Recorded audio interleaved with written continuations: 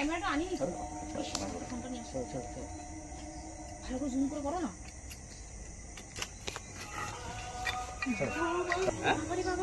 ফোনটা কে করেছিলেন? আমি। কি নাম আপনার? বিমল বিশুদা। আচ্ছা এই সাপটা চেনেন তো? সাপটা চেনেন তো? হ্যাঁ এটা তো মানে এদিকে ওদিক ঘুরে বেড়ায়। এই সাপটি হচ্ছে আমাদের বাংলাদেশের ভয়ঙ্করতম সাপের মধ্যে হচ্ছে একটা, যার নাম হচ্ছে কালাচ।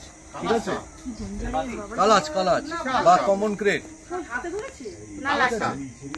এর বিষে হচ্ছে তেমন কিছু হবে না, কামড়ানোর পর টের পাবে না, শুধুমাত্র পেটে ব্যথা বমি দিয়ে শুরু হবে।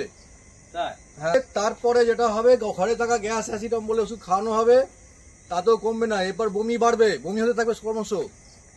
তারপরে যখন খুব বাড়াবাড়ি হবে তখন হসপিটালে নিয়ে যাবো। হসপিটালে নিয়ে যাওয়ার পরে কি করবে না, ডাক্তারবাবু দেখার পর হচ্ছে চিকিৎসা করবে কিসের না, ডায়রিয়ার চিকিৎসা হবে।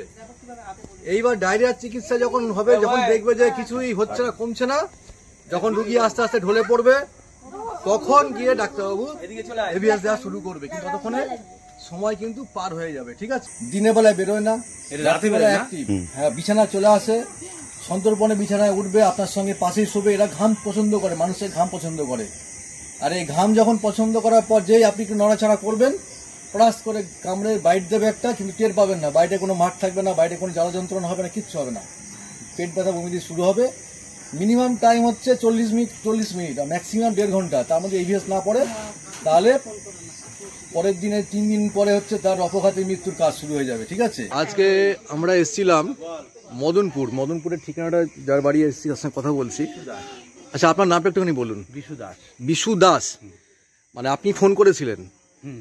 এটা আপনার এটা ঠিকানাটা কি? এটা মদনপুর, মানে এখন রাজারহাট নাম দিয়েছে। মদনপুর রাজারহাট।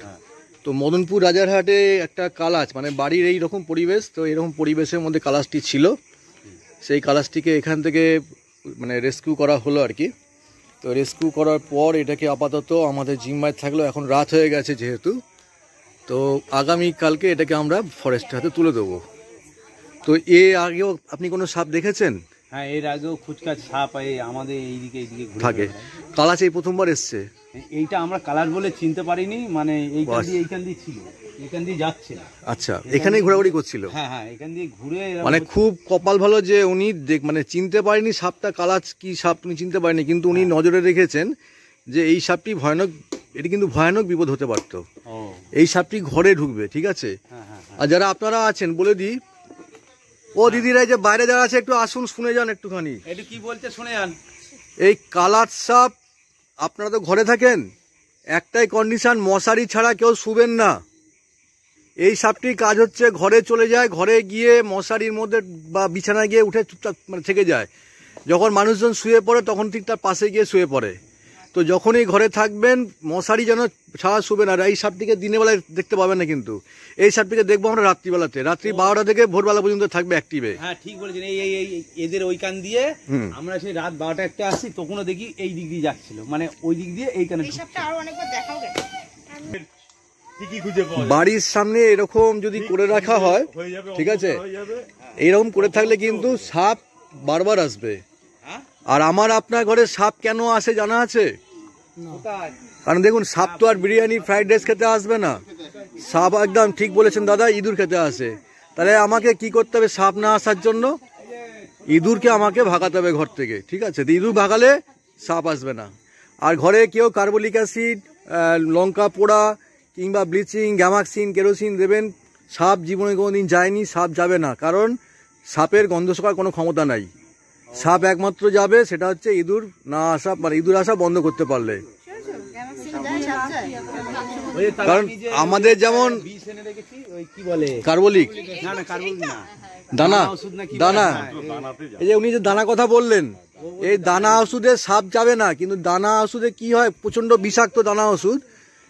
এই বাড়ির চারপাশ দিয়ে যদি থাকে দানা ওষুধ ছেড়ানো থাকে, তাহলে কি হবে, সাপের গায়ে লাগলে সাপের গায়ে জ্বালাপোড়া তৈরি হয়।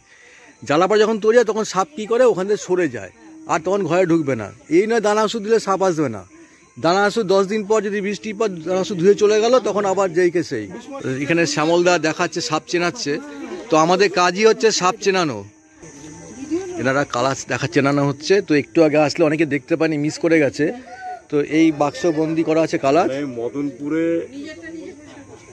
মদনপুরে প্রায় উঠতে উঠতে আসলাম আমি আর সুমন্ত ভাই।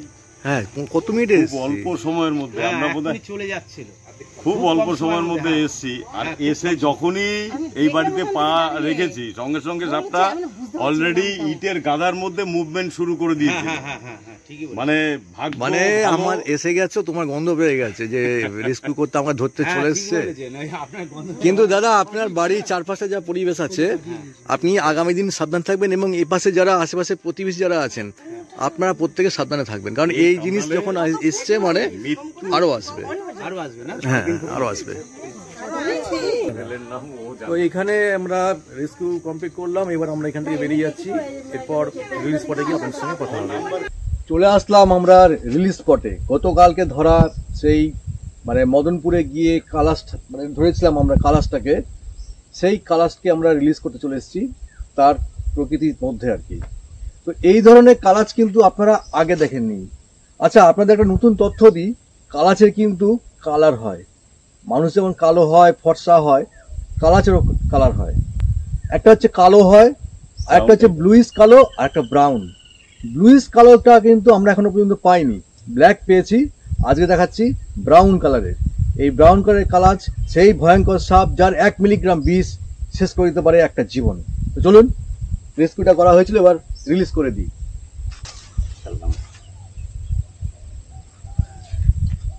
এই সাপটিকে দেখে রাখুন, বাংলা ত্রাস, নাম হচ্ছে কালাচ। এটিকে আমরা মদনপুর থেকে গতকাল রাত্রিবেলা ধরেছিলাম। এই সেই কালাচ, তাকে আমরা রিলিজ করব প্রকৃতির মধ্যে। আর অনেকে হয়তো ভাবতে পারেন যে প্রকৃতির মধ্যে ছাড়ছেন অনেকে ক্ষতি হবে।